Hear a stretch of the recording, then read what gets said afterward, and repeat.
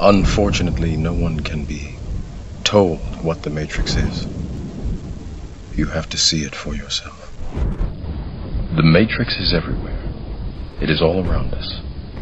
Even now, in this very room. You can see it when you look out your window or when you turn on your television. You can feel it when you go to work, when you go to church, when you pay your taxes. It is the world that has been pulled over your eyes to blind you from the truth. What truth? That you are a slave, Neo. Like everyone else, you were born into bondage, born into a prison that you cannot smell or taste or touch. A prison for your mind. Happy heresies, and welcome to the desert of the real, my beloved truth seekers.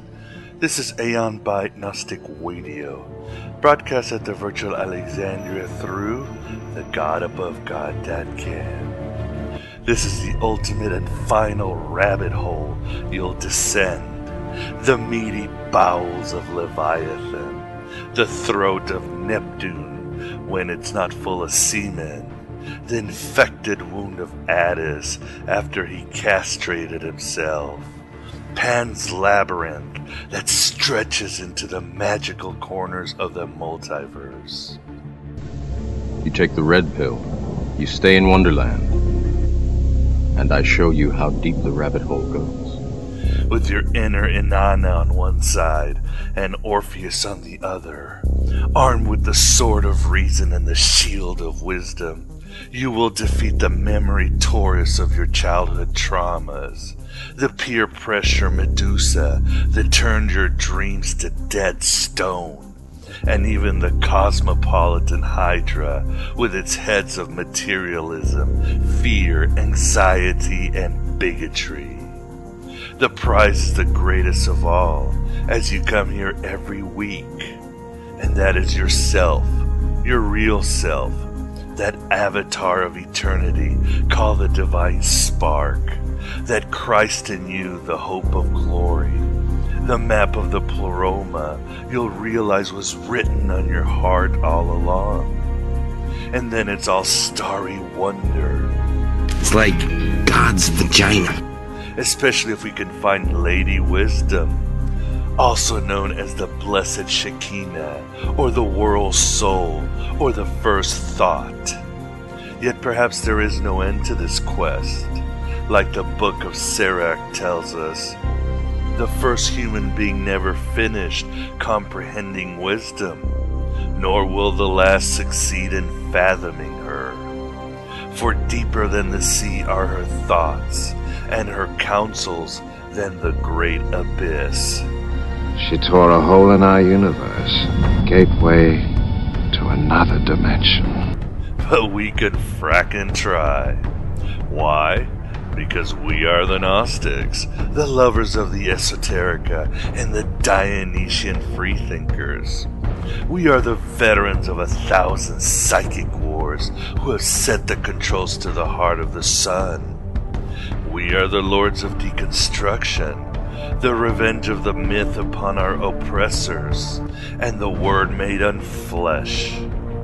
We are Johnny Cash Bodhisattvas, with one hand urging the sleeping masses to remember they are co-redeemers of this universe, while with the other hand giving the finger to the corporate dogs and religious pigs that Pink Floyd sang about, and the animal farm system they wove between them with the help of the Cosmocrator. Society is a fraud so complete and venal that it demands to be destroyed beyond the power of memory to recall its existence. Those who have made us slaves since our birth, and probably before. When we were born, our parents projected their failures and aspirations into us, paralyzing our own cloud-in-the-sky hopes. When we were older, the teachers and administrators fuse our personalities together to create proper and bland behavior and thought, and they created an endless human centipede. If you don't eat your meat, you can't have any pudding! How can you have any pudding if you don't eat your meat? When we were even older, the Michael Vicks of society trained us into psychic pit bulls, and we mauled our first love, our soulmate friend, gnawed our way up our jobs, and only accepted the blue pill treats of fearsome gods who once in a while allowed us to hump the leg of the goddess Liberta, also known as the Statue of Liberty. And that's it. Advertising has us chasing cars and clothes, working jobs we hate so we can buy shit we don't need. But no more, it seems. The chains are breaking everywhere by what is going around Gaia's incontinent body. Whether it's the teabaggers or the flea party, anonymous or angry Muslims, perhaps there is an expanded awareness. Of course, the Sethians would say that the world has always been a ball of confusion, hey, that our times are no more tenuous or special than others since the empire never ended, and even that the world is lost in the end, and we should concentrate on becoming transparent to the transcendent. Believe me, the sooner we're off the planet, the better. But like ethereal Don Quixotes, we can rise against Jehovah and the other solar big penis gods. Help the least of our brothers and sisters. The Nag Hammadi library is full of these self-evident, jagged little pill narratives. And even orthodoxy really supports this when they're not warning you that you'll go to hell while making a hell on earth. The idea that religion and politics don't mix was invented by the devil to keep Christians from running their own country. In the Gospel of Mark, Satan says he rules every kingdom in this world, and Jesus never took away his real estate license, as far as I know. St. Paul is very specific that the archons are creation's Captain Kirks. And in 1 John 5, the author says, "The whole world is lying in the power of the wicked one." The greatest trick the devil ever pulled was convincing the world he didn't exist. On the other hand, the so-called curmudgeon Manichaeans would say that the mechanism of restoration is just fine, in nature and in the heavens. It is humans that keep ruining the divine plan and tilting the balance towards the powers of darkness. And that's just not surprising. Like the book of Jeremiah says, the heart is deceitful above all things and desperately wicked. Who can know it? I can't help thinking somewhere in the universe there has to be something better than man. And sadly, the apostles of light are few and wide, although they pack a mystical punch. We'll see, but I am saying the Gnostic Revolution, inaugurated over 5 years ago in the name of Hypatia of Alexandria right here, which simply means open your damn eyes, because nothing is as it seems to be, even this show. You're not in Kansas anymore. If there is a hell, you might want to go there for some R&R. Now it's a matter not of victory for the people, whether they're occupying McDonald's until they can get the McRib back, or protesting the government because of the word irregardless. No, it's a matter we all begin writing our own gospel and living our own myth.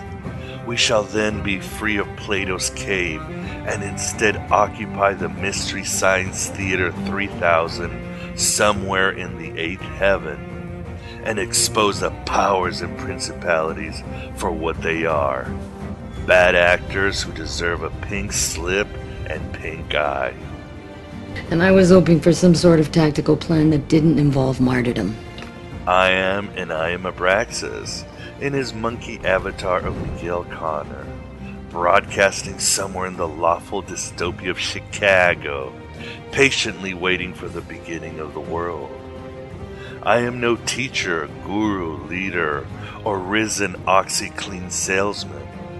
I am a midwifer of truths from the wombs of your memory, since Plato said all learning is remembering, that you can use to find your mystery and catch the myth like a modern-day Tom Sawyer. I am the voice in the wilderness crying out for your indwelling logos, and sometimes indwelling Inspector Clouseau, unfortunately. You've changed things. Forever. There's no going back. On this approximately October, May 22nd, the year of our demiurge 2011, I guarantee you are going to find the mystery and myth that will work for you, and plenty of controversy. But what else is new at Aeon Byte Gnostic Radio? And our astral guest reflects so much I've been gabbling about for many moons. And that is my good friend Jeremy Puma, as the English call him, but it's actually Puma here in the United States, coming to the virtual Alexandria again to discuss his new book, This Way, Making Sense of Gnosis in a Nonsensical Reality. I've always said Gnosis is not a do-it-yourself project, but Jeremy puts a good case that perhaps it has to be, thanks to New Age STDs and occult temple moneylenders. I want to become a guru so girls will like me. Then I will like myself. For more information on Jeremy Puma, please visit jeremypuma, PUMI.wordpress.com. Jeremy comes to echo many concerns and changes I've experienced. And in fact, we've come to our revelations by years of discussions and often heated debates at the Palm Tree Garden and other forums that opened our pineal glands. Except Jeremy is just much wiser and smarter than yours falsely. I always wish my mother had had children that lived. You're an inspiration for birth control. This Way is one of those very rare books that utilizes steely Gnostic scholarship as a framework for a lighthouse of inspiration and spiritual evolution.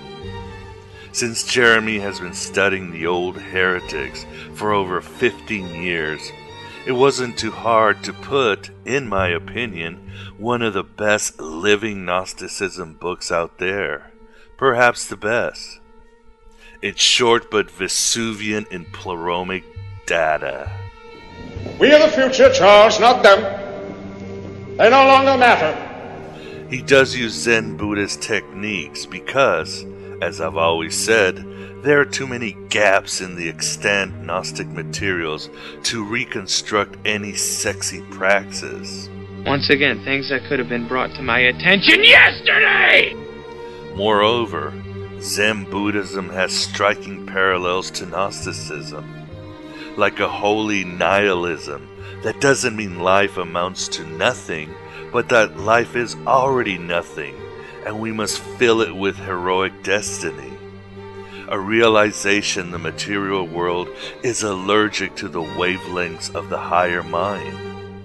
A fierce yet unorthodox spirit of inquiry, skepticism, and the ability to play mind games with itself, and an insistence in detachment, contemplation, and iconoclastic compassion, and much more.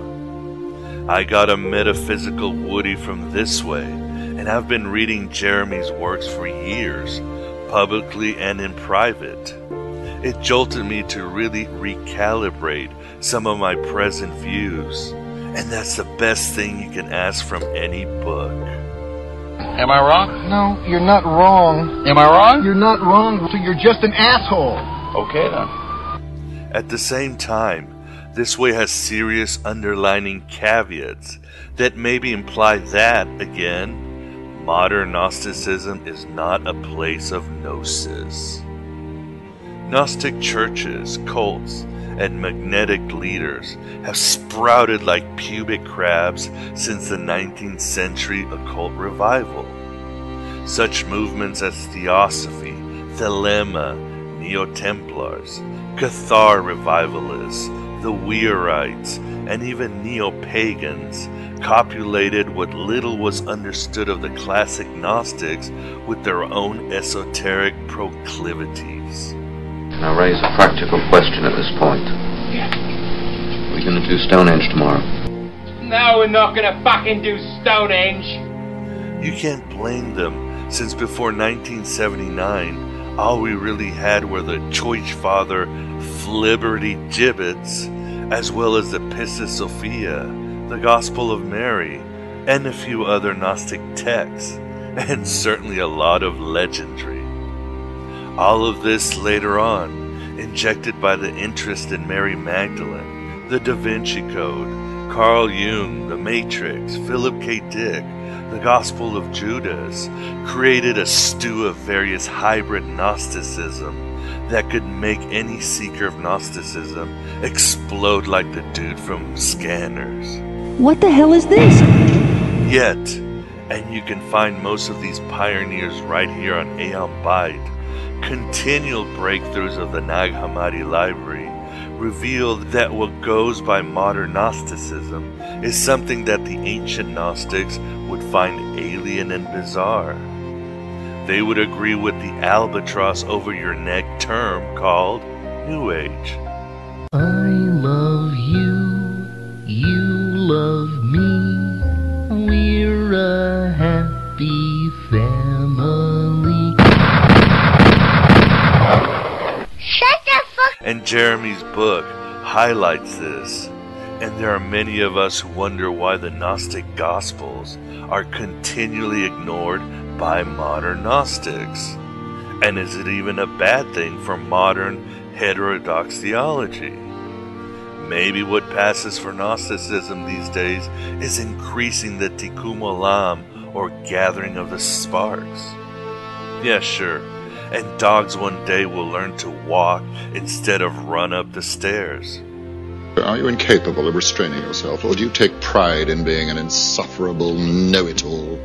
There was a reason the Gnostics, Hermetics, and Neoplatonists flourished and exploded at the same time, and transformed those seeking Sophia and angered the God of this world. They were onto something sublime and unique and once in history, and then brutally ignored by the Hylics and their gods. Marcus Aurelius had a dream that was Rome Proximo. This is not it! This is not it! Some have called us fundamentalist Gnostics because we insist on focusing on the Nag Hammadi library. Sorry, but even a liberal Catholic knows the words of Christ in the Gospels. Furthermore, being influenced by Philip K. Dick, Carl Jung, William Blake, William Burroughs, Hermann Hesse, Neon Genesis, just to name a few, as well as a constellation of thinkers from other religions, does not make us sola scriptura Gnostics. It just makes us explorers of the ground zeros so many are afraid to visit, because it reveals the past, the truth, and the burn marks of meta-history. This guy's methodical, exacting, and worst of all, patient. He's a nutbag. Just because the fucker's got a library card doesn't make him Yoda. But enough of my drivel, because I'm sure by now you're about to book a vacation to a Kosovo minefield park. Let us to Jeremy Puma and his new book, This Way, Making Sense of Gnosis in a Nonsensical World. I will give thee my 2 centavos on what I think are blatant misunderstandings of modern Gnostics. And yes, no speech about supporting Aeon Byte, because support has dwindled to almost nothing. There is suddenly less support than Yoda's jockstrap. I'm feeling a little double-crossed after this summer. Therefore, I will release the Kraken on all of you. Release the Kraken! Nah, all I can do, like with Jeremy, is fight the good fight, finish the race, and keep that faith.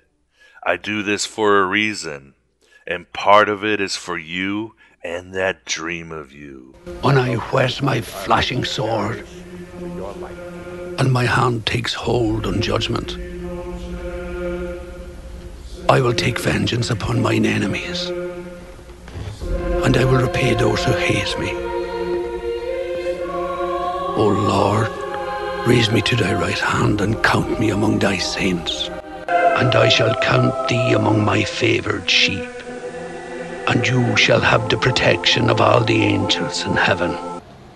This is the Aeon Byte interview, and with us we have the pleasure of having my friend and author Jeremy Puma to discuss his new book, This Way, Making Sense of Gnosis in a Nonsensical Reality. How you doing, Jeremy? I'm doing great, and as always, the pleasure is all mine. What was your impetus in writing This Way, Making Sense of Gnosis in a Nonsensical World?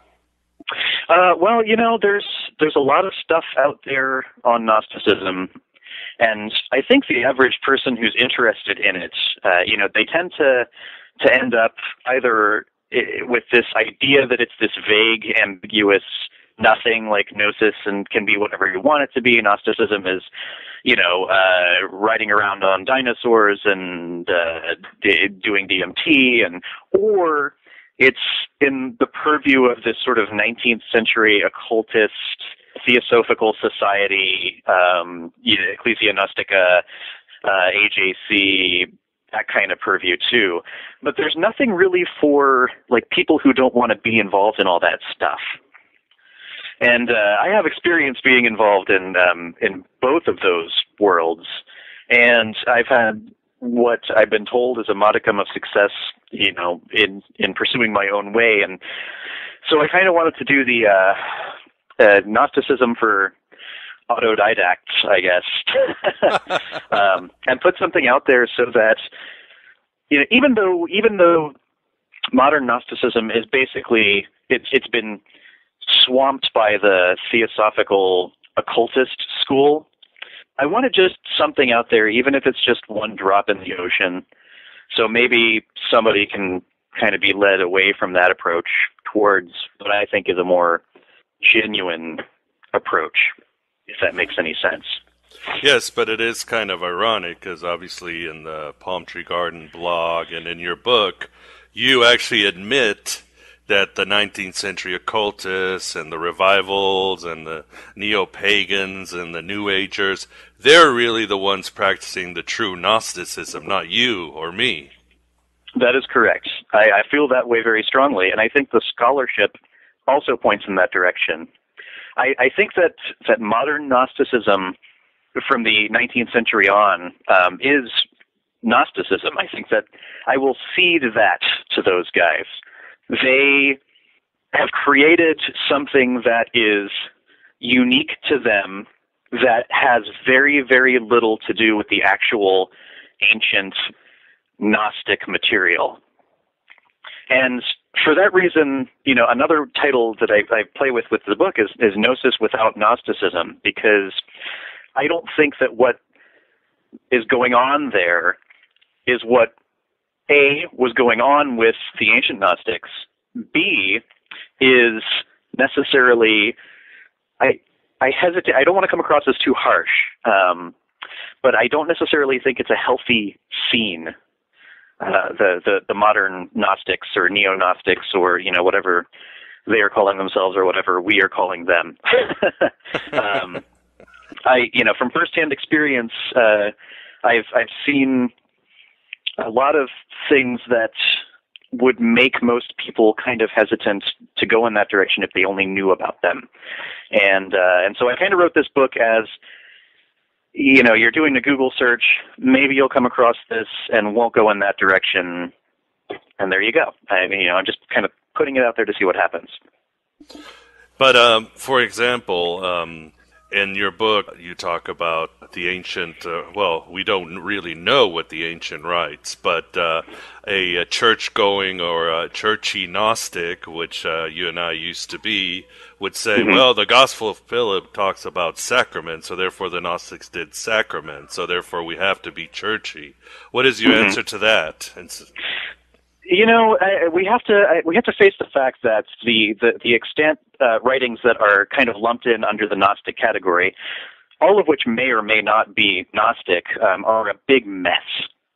I mean, they really are a mess. They're almost impossible for anyone to understand, the experts, much less the layperson. And so it makes very little sense to take all of this material and try to extrapolate your interpretation onto it and then claim that your churchy interpretation of it is the right way. Because, you know, you've got, I mean, this is, you know, Gnosticism 101. You've got the Valentinians, you've got the Sethians, you have the Manichaeans, you have, you know, the Ophites, you have the et cetera, et cetera, et cetera. The list goes on and on. So if you practice, quote, Gnosticism, unquote, what are you practicing? Valentinianism, Sethianism, blah, blah, blah, blah, blah. Well, it turns out that most of what is being practiced in this day and age didn't even come around until the 19th century and was based on information that has since been proven erroneous by scholarship. And what we're finding is that scholarship is saying, wait a second, there was no Gnosticism. There were Gnostics. And the Gnostics were what we know as the Sethians. But Gnosticism writ large did not exist as a movement until basically the 19th century. And Jeremy, what are some of the biggest things you've had to eat crow on? You know, probably a lot of which I had to. I used to, you know, passionately fight about the non-dualism of Gnosticism to anybody who came across, you know. Yeah, you know, non-dualism is a great example. I used to think that the Gnostics weren't dualist at all, and I used to write at great length about that in some of my works. And, you know, then you start reading the scholarship and you realize, oh, wow, that's not true. The Gnostics were actually pretty darn dualist. You know, you might wander into the mitigated dualism area, but for the most part, yeah, the separation between spirit and matter is there, and it's pretty concrete. That and the idea of Gnostics as, you know, these great feminist champions and these, you know, free-thinking radicals who were persecuted by the church, you know, all of that has turned out to be a nice-sounding myth that gives a lot of people a good reason to rebel against mainstream stuff. But in reality, the Gnostics weren't these feminist, superhero, postmodernist, you know, they were just co-religionists with the Christians, and they had the same excellent qualities and the same flaws that anybody practicing religion the world over has ever had. You do an excellent job in summarizing the Sethian mythos in a very comprehensive and approachable manner, Jeremy. And, Why, thank you. And what it truly means for the foundation of a Gnostic, again, a Sethian. It's probably too much to go into detail here unless you want to, but what are the four truths that follow it? Well, I think prior to addressing that, it might be useful for me to talk about what my definition of Gnosis is. Because... Wait, before we go into that, I have a burning question. Why did you give the demiurge a fish face? Instead of a lion face. Instead of a lion face? Yeah. It's astrological, man. It's astrological. Oh, okay. That cracked me up. Leo versus Pisces. Yeah, it made me laugh. I don't know, just the imagery. That, and you know, it's kind of a dig actually at some of the, you know, the idea that the name John came from the Babylonian Oannes, and the bishop's hats are actually fish shaped and that kind of thing. Which, you know, it's historical nonsense. I mean, but I thought that was kind of a funny idea, so I just tossed that in there. It was good. I like that demiurge. But, okay, so tell us what is and isn't Gnosis. So Gnosis, as defined in this work, you know, a lot of people, I think one of the biggest erroneous impressions of Gnosis in the modern age is that Gnosis equals enlightenment. Like Gnosis equals like Buddhist enlightenment. Boom, you have instantaneous knowledge of God. The lights turn on, flash, bang, there's your Gnosis.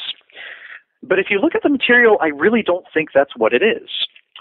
I think that there is more to it than that. I think it is knowledge as acquaintance, but it's also absolutely imperative that your awakening event has A, a context in which to be placed, and B, an idea about what you're going to do with it once you have it. So I do agree that awakening is a component of Gnosis. However, there are also two other essential components. Wisdom, represented by Sophia, and word, or reason, represented by the Logos, the Christos, Jesus. So you have the awakening event, and if you have an awakening event by itself, without any context whatsoever, it just turns you into kind of an egotistical jerk. You get to turn around and say, oh man, I'm enlightened. It's great. Oh wow, yeah, I'm better than everybody else. You need a mythic context to put it in. You need some kind of structure in which to put it. And what I've found is that for Gnosis to work for, in this way, in this approach that I've written about, the Sethian structure works really well as the context in which to place this. Then for wisdom, or what you're going to do with it when you have it, that's where I've found that Zen Buddhism, as an actual tradition that is millennia old, also works wonderfully well. So to get back to your other question about the Four Truths, the Four Truths is a way to express what are basically the Four Truths of Buddhism, the four pillars of Buddhism in Gnostic words.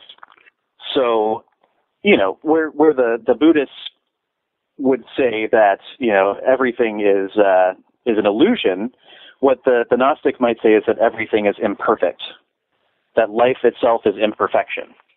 Then they would go on to, talk about desire and how to escape that. But the second truth in this system is that the origin of imperfection is separation from the fullness of the pleroma. So, and of course the pleroma is fullness. Am I meandering here, or is this making sense? No, it's making perfect sense. Then the third truth is that it's possible to reconnect to the pleroma. And the fourth one is that reconnection to the pleroma is possible with the cultivation of Gnosis. Gnosis, again, being an awakening event that is tempered by word and wisdom, context. And does this require a mystical experience or not? Yeah, I don't want to say what an awakening event necessarily is. However, I think that the Buddhist path has developed a technology to create this awakening event within people, and I think that is one way to. Another thing about this way is that it is it's syncretic on purpose. It is a syncretism between Sethianism and Zen Buddhism. So I think that this awakening event is, it's difficult to go anywhere without allowing for the grace of God. In other words, I honestly think that the awakening event of some kind is absolutely necessary, but there's always room for the grace of God to make an exception to that rule. Do you know what I'm saying? Yeah, it makes perfect sense. Again, it's a package. It's a whole package. You can have the awakening event, but without wisdom to use it and the context to put it in, then it's worthless. And it's the same way with, you have the wisdom, but you don't have the awakening event or the context in which to put it. It's useless. It's once any single one of those components is missing from the equation, you don't have Gnosis. So Gnosis is not just book knowledge. You have to have this awakening event, then you have to have the book knowledge, and then you have to have a way to use what the book knowledge tells you about the awakening event. That is Gnosis. But you say Gnosis is Yeah, what do you say in your book? Gnosis isn't different for everybody? Yes, that is true. This is another claim that I think is kind of, I mean, here we're getting into semantics. We've heard that one in so many forums, I think. we are really It's getting, endless. it is kind of a semantic, and some of the stuff that I have in this book it's written because I'm trying to provide a context. And what I think is that you have this eternal, unchanging truth, and you have gnosis of it. And what a lot of people like to say is, oh, gnosis is different for everyone. It's just as good for me as it is for you. It's, I can have gnosis by, when I pee. I can have gnosis when I use it. It's like, it can be anything that anybody can come up with because of this idea that gnosis it's different for everyone. But I think that that's totally false. I think that the form that gnosis can take can be different for everyone, but I think brass tacks, take away all the extraneous stuff, get down to the nitty-gritty, and the actual experience, which cannot be expressed or measured by humans, is identical for everyone who has it. Yeah, that makes perfect sense, because here I am thinking of, even obviously it's different with history and with our conditioning and everything, but let's say you look at somebody like Philip K. Dick and St. Paul. Both had an awakening experience.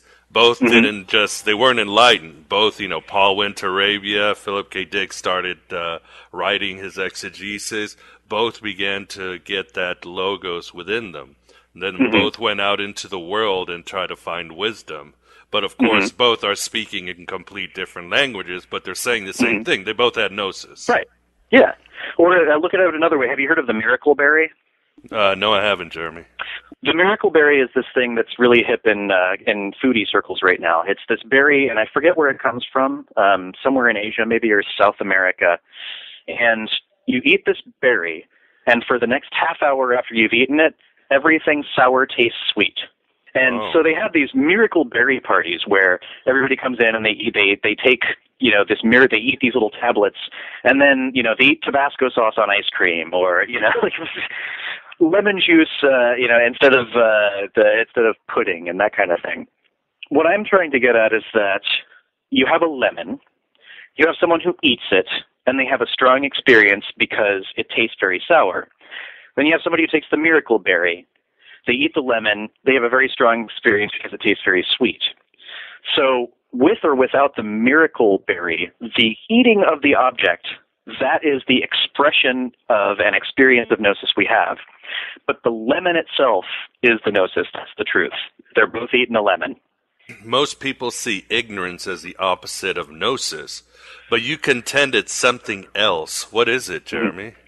It's hardness of heart. I think that it's parosis is the word in the Greek. It's easy to say that ignorance is the opposite of gnosis, and in my experience, as soon as you do that, you're calling people who might be ignorant unsaved. These people have less value. But parosis is not ignorance or not knowing. It's hardness of heart. It's not wanting to know. It's willful ignorance. It's you explain this to this person, it makes perfect sense, but they don't want to hear it because it's nonsense. It's not even being willing to entertain the idea, if that makes sense. So it's basically being shown Christ and just rejecting him outright. Well, yeah, exactly. Like the Pharisees, they're legalistic. So he performed miracles right in front of them, and then, they'd ask him why he was performing miracles on the Sabbath. That's parosis right there. So, you have gnosis, which is awakening plus word plus wisdom. But parosis is unconsciousness, which is, the default state for humanity, plus willful ignorance, plus willful selfishness. So you find what you are saying and what you believe that much more selfishly important, so you're not going to even entertain the idea, and you choose to remain ignorant. And that's the opposite of gnosis. Now, this is not a tool that is meant to use to measure other people. This idea, this definition of parosis, is a tool that is meant to use for self-assessment. Am I the one who is expressing these qualities. Because if I am, I might be in dangerous territory. But it should never be used as a tool to try to determine what other people are doing, I think. How has Philip K. Dick informed your view or influenced you writing this way? Well, to me, Philip K. Dick is the ultimate Gnostic autodidact. He's, am I even saying that right? Didact? Well, the fact that you're saying it means you can mispronounce it. So all right, that works for me. I mean, he had this experience. He had the experience, but he didn't consider that experience itself, the beam of pink light. I'm assuming that many of your listeners are familiar with Philip K. Dick, but just in case, he had this experience where he saw this beam of pink light that essentially enlightened him and awakened him to the fact that there was a deeper reality. He didn't consider that experience his gnosis. He sat down and tried to reason it out and use wisdom to figure out what that experience meant he should do with his life. And so, to me, that is why I consider him a Gnostic, because it wasn't just this awakening event that happened to him, it was what he did with it. And that's how I think he influenced me more than anybody else. What are the pleromic and kenomic points of view that you write about, Jeremy? So I think, pleroma is fullness and kenoma is emptiness. And I think the default state of being is the kenoma, or emptiness, this emptiness we reside in. Then you have the pleroma, which is, the fullness that we reside in after gnosis. Now, I call these things worldviews, because I think that in this world that we're in, the world of forms, that's all you can really have as a worldview. It's not like you're going to move to heaven. It's not like all of a sudden you're going to have gnosis and the clouds are going to open up and you're going to be eating cotton candy that you pick from trees. I mean, I think it's worldview, and I think worldview is what's important to keep in mind. And I think that, the kenomic worldview, the emptiness worldview, is a life without a purpose. It's if I can use a big word, a teleological void in your life. So I think that the most important thing I want people to take away from these ideas of the kenomic worldview, which is pre-gnosis, and the pleromic view, which is post-gnosis, is that once you're enlightened, once you have gnosis and this awakening event, you can be miserable. I think a lot of people think, this guy has enlightenment. Look how happy he is. Look how compassionate he is, how much he helps the poor, how much he enjoys getting up in the morning and doing yoga, and how much people like him. But that doesn't mean anything. You can be stuck in the kenomic worldview, this purposeless emptiness worldview, and be totally happy and content and satisfied with your life. And conversely, you can be in the pleromic worldview, this where you realize that we live in this existence that we live in, but we're all going to be saved in the end, and be totally miserable and have a bad time of it. I think that there is a lot of equation of enlightenment with happiness, and I don't always think that's the case. Yeah, and again, we can just use the examples of St. Paul, Philip K. Dick, or William Blake, who were pretty sour fellows most of their life, led hard lives, all of them. Mm-hmm. And that's okay. If you are completely miserable, but your worldview is the pleromic worldview, then you're doing okay. And conversely, if you're really happy living in the kenoma, then you're doing okay too. I mean, who is it for us to say that somebody who's totally content and happy, but living within this kenomic worldview is doing something wrong? We don't know. I mean, theoretically, yes, of course, we can say that. But until you're inside of somebody's brain, you can't say what they're doing. So this way is a way to establish the pleromic worldview. It doesn't mean that somebody else is doing something wrong. And, of course, to stress again, the two states of mind cannot touch or will always be separated, even though we might have a foot in both. Definitely, yeah. It's a dualistic world we live in. And, it's just, that's the way it is. If you're going to honestly be Gnostic, you'll come to that realization. I'm not going to try and convince anybody of that. I lived in that world for a long time where I was oblivious to the idea that we were in denial about the fact that we live in a dualistic world. But I came to that realization, and now I have. This is another idea I bring about in this is the pleroma, the pleromic worldview. It has a connection to what the Stoics called ataraxia, which basically means, you know what, things are crappy, but I'm okay with that. It's a sense of contentedness.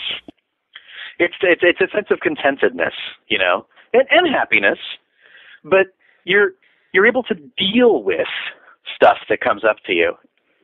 It's not something bad happens. It doesn't set you off into this spiral of fortune telling.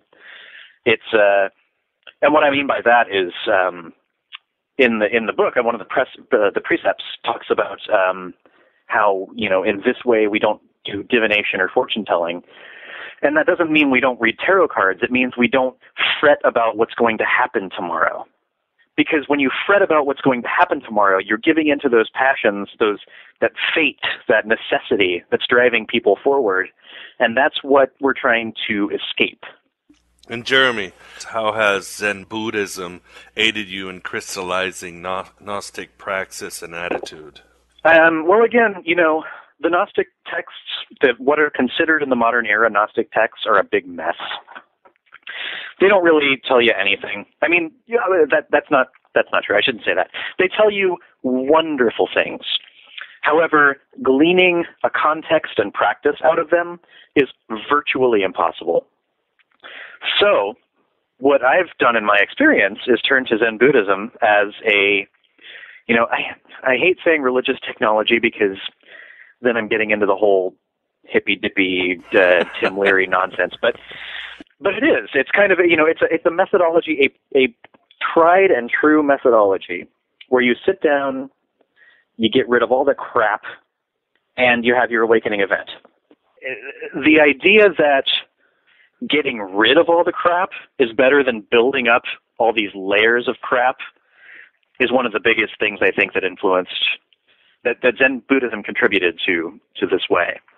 But more so, I really honestly do think that, although we'll never know if there was an actual historical connection between the Gnostics and the Buddhists, I do think that they are complementary paths, that Zen Buddhism and the Gnostic way of the Sethians have a lot of the same messages, and the tools can be used somewhat interchangeably. It's like, you have a ratchet set, and you have the European measurements, and then you have the metric measurements. And usually you can kind of jiggle them a little bit. You might use a size that's a little too big on one, or it's a little too small on another bolt. But, they're compatible. They work if you figure them out how to work together. Yeah, I like the way you used Buddhism to show the Sethian view on the self, controlled by the archons, because in our New Age society and like you say the hippy dippy thing, the one thing that everybody wants to do is, I gotta destroy my ego. My ego. But you show, well, that's kind of like suicide. There is the ego or the self is composed of many archons or many skandhas, right? Yeah, the archons in Gnosticism are. I despise the word Gnosticism now.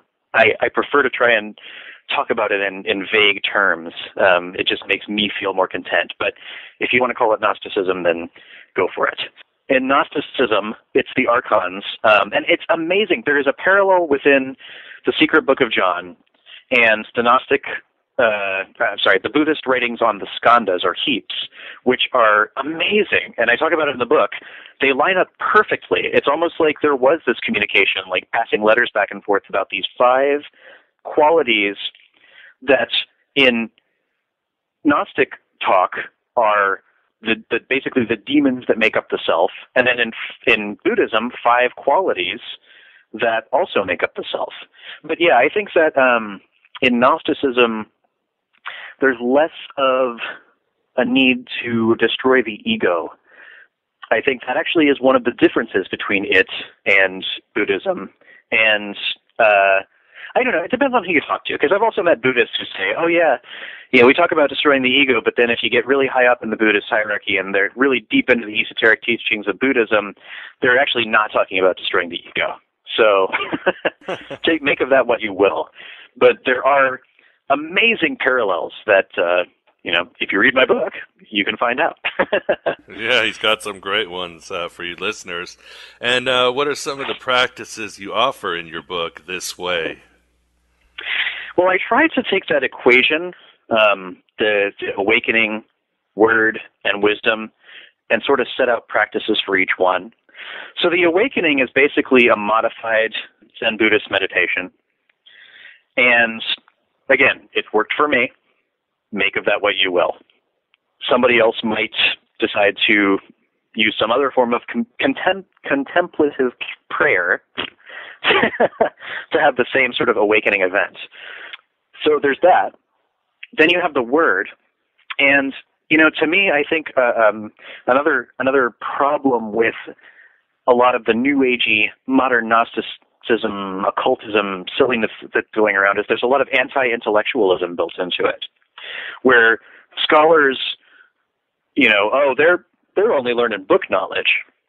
They're only learning, what you can read in books. And, if you read books, you're not going to actually get real experience. You're just reading books. And to me, that's nonsense. To me, and if you read the Gnostic texts, they'll back me up on this, reason, study, intelligence, way important, really important. And so one of the practices is the idea that the intellect, the nous, the mind, is just as important as the emotional, touchy-feely side of things. So the practice is reading, really. It's like, go out and buy some books, sit down and read them. I mean, I'll go to my grave saying that you can't be a good Gnostic unless you're willing to sit down and do a lot of reading. And if that makes me some sort of intellectual elitist, then so be it. But Jeremy, what happens when somebody comes up to you and tells you, but it's the knowledge of the heart? Well, then you can use the argument, also put forth in my book, that to the ancients who wrote these texts, the heart and the mind were the same damn thing. To the ancient people, starting with the Egyptians, and to my knowledge, starting with the Egyptians, the consciousness and the seat of the intelligence was the heart, and the brain was just basically styrofoam stuck in your skull. That's why when they were bottling everything up, when they mummified you, they stuck your heart in a jar, but stuck a stick down your nose and pulled out your brain and chucked it in the corner for the cat to eat. The heart and the mind, this distinction, is again a product of this 19th century occultist idea. And I think a lot of them actually got that from Nietzsche, who came up with this Dionysus versus Apollo, intellect versus heart thing. It's a modern construct, and it's nonsense. There's no war between the heart and the mind. They need each other. They're complements. Yeah, and it's also very interesting, and it's always confused me, but the Nag Hammadi already says what it says. But it seems people are immediately stuck on somehow finding some great, almost like Kabbalah definition in the Gospel of Thomas, the Gospel of Mary, the Theodotus excerpt, a few things in the Gospel of Philip, and then they stop. Do you think it's just because the Nag Hammadi library, let's face it, especially when you read the Sethian stuff, it sounds like H.P. Lovecraft or something, science fiction. Totally. Yeah, yeah, it's crazy. It's crazy, and it's monstrously incomplete.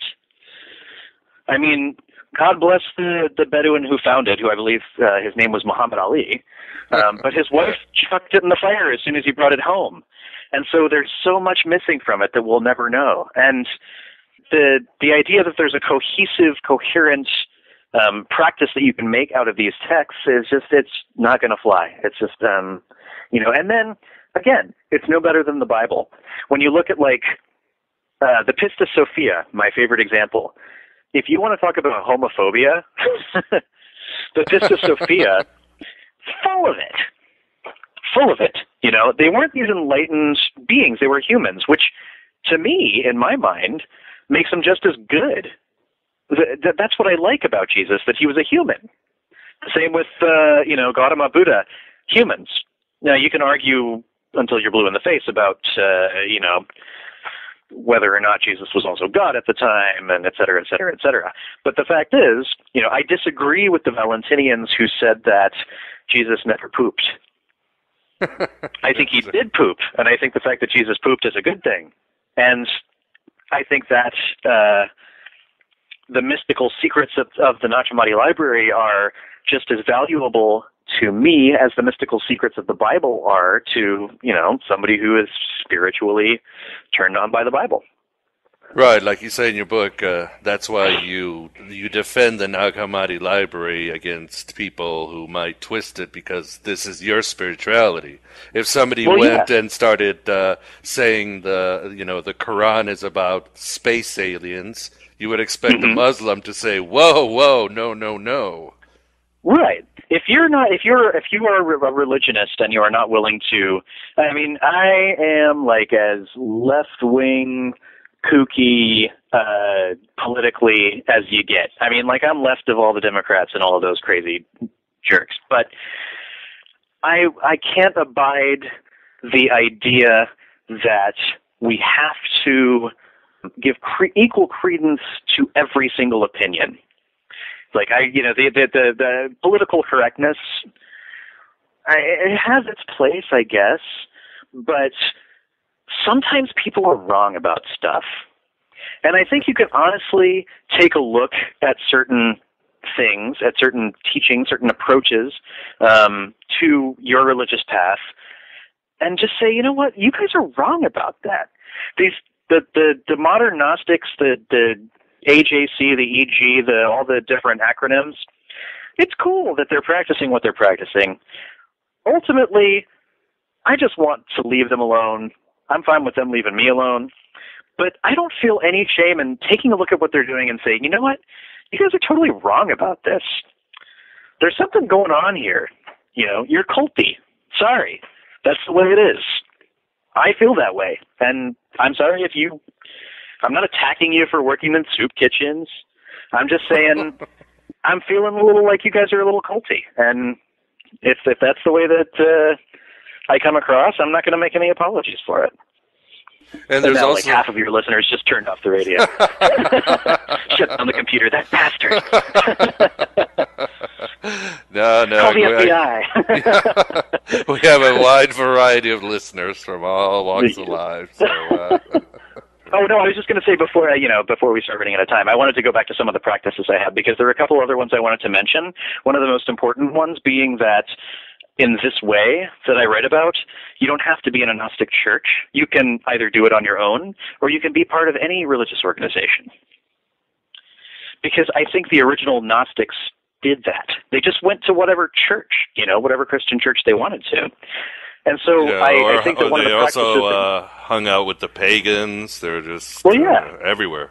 Exactly. So why do you have to find, some Gnostic church? You can go to I think as long as whatever organization you're involved in isn't making you do something that you find morally or ethically questionable, then I think you're pretty much okay, If you're asking for community, then go find a church. Go find a Christian church. If it's not something that's in diametric opposition to what you believe as a Gnostic, then you're fine. And if you are looking for a community where you can sort of, cultivate this awakening experience, then go find a Buddhist Sangha. I love Buddhists. I love sitting there and meditating in a room full of people. It's great. We so rarely get to sit in a room full of people who shut the hell up. Can't even do it on the internet anymore. No, it's true. Yeah. So, go for it. That's I call it a secret agency. You don't have to tell these people what you're doing, because it's between you and God. But if you go to, if you get spiritual fulfillment from, if you get spiritual fulfillment from a Southern Baptist church, but don't feel that that's impinging upon your Gnosticism, don't tell them. Just go to the church, do your thing, enjoy it, all is well. Yeah, and that's what the ancient Gnostics did, as you say. And you also have a meditation exercise. Is this mostly taken from Buddhism? Come see, come saw. Little Buddhist, little Christian contemplative prayer. It works. Yeah, and for the listener, Jeremy definitely has more exercises that, like he said, you can just practice at any time, anywhere, and almost any religion. But lastly, why don't we get here? Why don't we get a little heavy and serious? One of the more serious themes you touch upon throughout your book is our inability to change the world as much as we'd like to, and the huge weight of fate upon our existences. What should we do then besides just surrender? I mean, like you say, the world sucks. We can't change it. What do we do? That's a real timely question, because we have all of the, the Occupy movements going on at the moment. And what I think I want people to take away from that, more than anything else, is that we are victims of history. You and I are living where we live because we have hundreds of thousands of years piled upon us. And so getting really worked up about politics, about changing the world, you can do that if you want, but it's far more worthwhile within the grand scheme of things to make sure that your family is well taken care of and that they're pretty happy, to make sure that you have some friends who are cool to hang out with. If you have pets, to give them some nice attention, play ball with your dog. I think that there's this idea that political change is something that is essential for all of us to be concerned with. And to a certain extent, that's true. But when it comes right down to nuts and bolts, I could go out and protest at one of those Occupy Wall Street things tomorrow, and what change it's going to have, it's hard to say. I don't feel as though I'm really going in the right direction with this. I think that politics are a fool's game. One of the things I like about this whole Occupy Wall Street thing right now is that I think it's finally starting to target the right people, the right entities, I should say.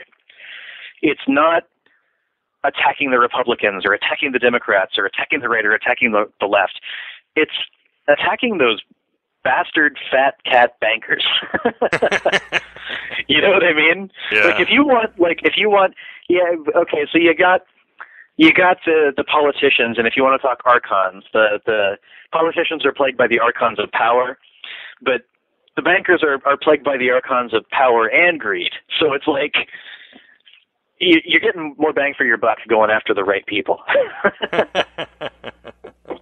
But isn't sometimes the best attitude, which I always like to follow with John Lennon, is start with a movement, but then jump when it starts to get corporized and stale, and you know what I mean? Yeah, exactly. There's inner power struggles, which happens with all movements and so forth. Ultimately, you do what you're going to do. I read a lot of Jacques Ellul, who was this Christian Protestant anarchist, just one of the most insightful authors you'll ever come across. And he often refers to the political illusion, the idea that we can, by voting or protesting or et cetera, change the world for the better. But then he says, well, when has that ever happened in history? I mean, ultimately, Gandhi, totally successful. Look at India now. Did he really make things better? I mean, of course he did contextually, but really when you look at it, it's better to work on a local level than on a global level. Because although archons are not people, archons hang out with the powerful people. And that's their realm. I mean, that's it. They're the powers and principalities.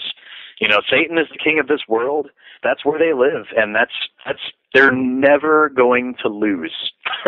No, they made the rules. They made the universe. That's it. And what I think that the Gnostic needs to consider is not necessarily being okay with that, but trying to be as okay as possible in whatever life dishes out to you. That for a lot of people is abject misery. And it's horrible. You know, I mean, I'm not trying to address people who are digging through garbage dumps for their dinner in Nicaragua. That's wretched. I mean, they don't deserve that, and nobody should ever tell them to be happy with their lot in life. All I'm saying is that you, not the proletariat, not, you know, the Democratic Party, you should make an effort to try to be satisfied with your lot in life without trying to impress that upon other people. How do we know that we're starting to break fate and not playing into the, you know, hands of the archons? How do we know that we're breaking the bonds of fate, one of the greatest archons? You know, that's the ultimate archon right there. I mean, I'm a really big proponent of, you know, both the Nag Hammadi library talks about it, Clement of Alexandria has been quoted as talking about it, Theodotus, Philip K. Dick, the idea of escaping from astral determinism, which is the idea that the archons control time and control the planetary spheres and the zodiac and the days of the week. Therefore, escaping them means that horoscopes don't work for you anymore. That, you know, Christ in the Pistis Sophia, when Christ descends through the spheres, he actually messes up with the way that they rotate, so that astronomers, or actually astrologers, I should say, are only correct for 6 months out of the year, and you never know which 6 months those are. You know, way to confuse the workings of fate. But the only real way you can tell, I think, I want to say when things start coming up that you can almost kind of expect. Like you get kind of like an expanded sense of time. Like you can look at yourself an hour in the past and an hour in the future and kind of go, okay, this is where I'm heading. We live here in the world of forms. We're stuck here. And again, no cotton candy growing on trees. In the same way, there's no escaping time. What's going to happen to you is going to happen to you. But when you start to have a sense of that, and when you can bring it home and let it sit with you and be okay with it, I think that's when you're really starting to escape fate. Like the idea of freedom. I mean, the idea of having freedom. Ultimate freedom, like we can never have ultimate freedom. You know, we say we are the freest society in the world, like, you know, God bless America, blah, blah, blah. But we will always have restrictions. I mean, there are laws that we have to follow. You can't have that sort of ultimate freedom. And in that sense, we're bound by that. We're bound by fate. But when we realize that we don't have to think within the limitations that the state puts on us, within, you know, breaking free of the dichotomy between Democrats and Republicans, if you can break free of that, and you know, that doesn't mean becoming a mealy-mouthed independent party person. It doesn't mean supporting Ron Paul. It means breaking free of that machine, like breaking free of the whole idea that there's a party system that dictates for us. If you can break free of that, then that's a step in the right direction. That's one way in which you know that you're actually defeating fate, because you're overcoming history. I think that's all the time we have as well. I'd like to thank you very much for coming back again on Aeon Byte, fourth time, to discuss your new book, This Way, Making Sense of Gnosis in a Nonsensical World. Highly recommended, listeners. Thank you. All right, well, have yourself a good night, and we'll have you on soon if you can stay out of jail. I hope I'll be out of there, but no, that's cool. I'm actually interested in listening to what I said because I've already forgotten half of it. So. All right, well, you have a good night. All right, you too.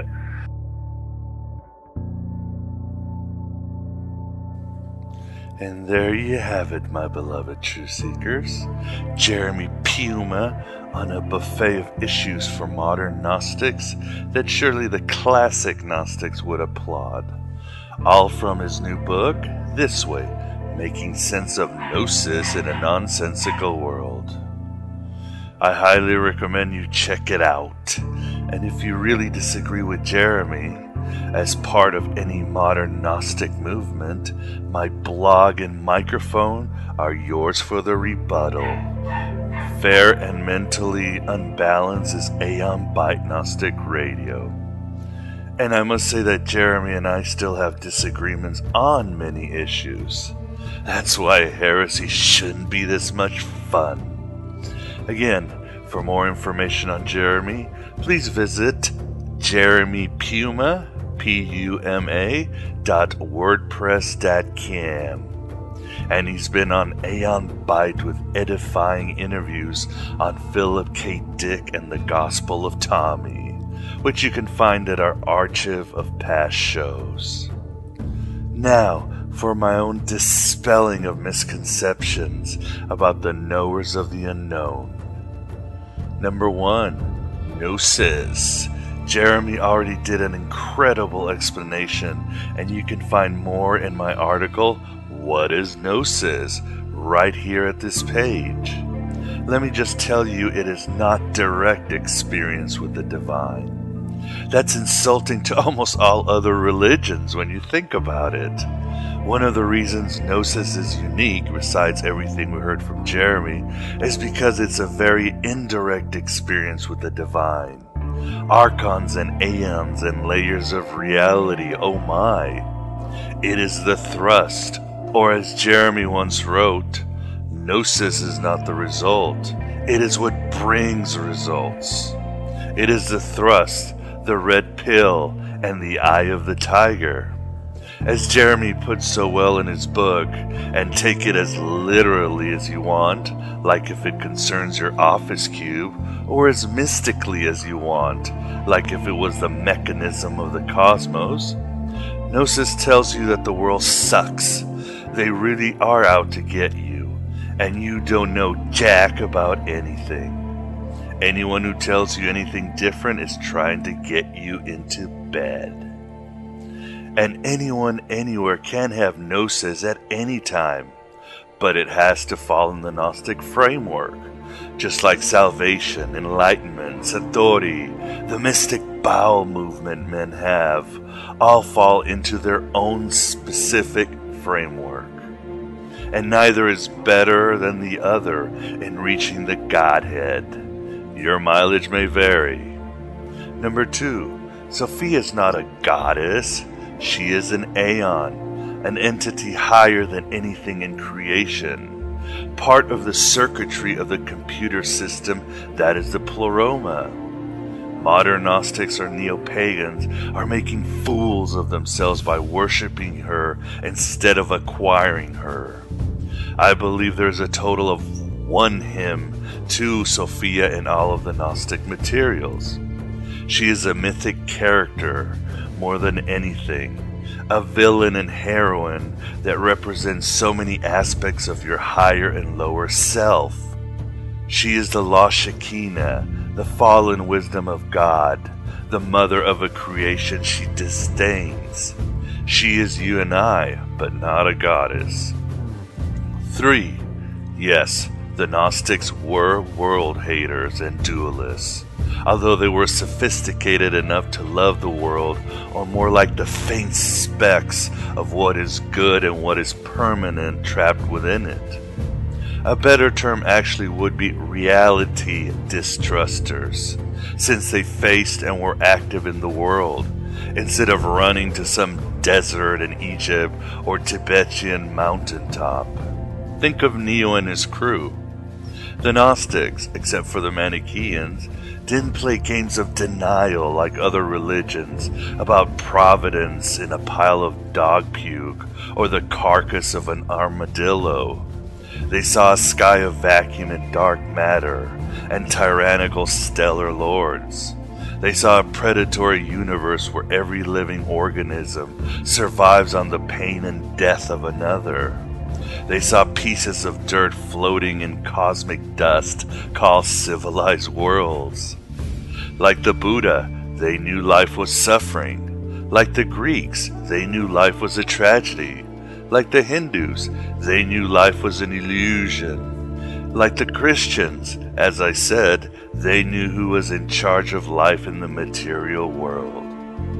And thus they loved as hard as they could, awoke as many as they could, and smiled with their parody attitude, because they knew that somewhere beyond time and space, Sophia was smiling back and wondering what her next role would be. Number 3, I think it's 3, the Gnostics were indeed elitists. Once you have Gnosis, you leave on a lonely journey, although as Robert Price and April DeConnick called them, you will see yourself as a bodhisattva of sorts, a Christian version of the bodhisattva. You are to help others find their way in Christ and Sophia, even as you become more alien to the world, detached, stoic, above things. And like Jeremy said, don't expect happiness or moving up to that deluxe apartment in the sky or your ego's dreams to come true. The champion eternal walks alone, even if all the divine sparks in creation shine on him. And thus he is elite, along with his fellow truth-seeker warriors. As far as secret knowledge, that's centaur manure. I mean, they did write all those Gospels, right? Most of them destroyed. And the Church Fathers wrote volumes about them. And some of it is true. The Gnostics didn't hide anything, although they didn't advertise. It's their message that makes them secretive. You know what Jesus said about the rabble getting parables and the apostles getting the mysteries. And as far as the Gnostics were concerned, we're all apostles if we want to be. To end, I think once again Aeon Julianus' famous quote should be enough. Once I believed that Gnosticism was a self-defined phenomenon belonging to the religious history of late antiquity. Of course, I was ready to accept the idea of different prolongations of ancient Gnosis, and even that of spontaneous generation of views of the world in which, at different times, the distinctive feature of Gnosticism occur again. I was to learn soon, however, that I was a naif indeed. Not only Gnosis was Gnostic, but the Catholic authors were Gnostic. The Neoplatonic too. Reformation was Gnostic. Communism was Gnostic. Nazism was Gnostic. Liberalism, existentialism, and psychoanalysts were Gnostic too. Modern biology was Gnostic. Blake, Yeats, Kafka, Rilke, Proust, Joyce, Musil, Hesse, and Thomas Mann were Gnostic. From very authoritative interpreters of Gnosis, I learned further that science is Gnostic and superstition is Gnostic. Power, counterpower, and lack of power are Gnostic. Left is Gnostic and right is Gnostic. Hegel is Gnostic and Marx is Gnostic. Freud is Gnostic and Jung is Gnostic. All things and their opposite are equally Gnostic. And if Jeremy and I are wrong, open the door and welcome it all in to the tune of Paul McCartney's Let 'Em In. Let's just get this party started. Saw a monster in the mirror when I woke up today. A monster in my mirror, but I did not run away.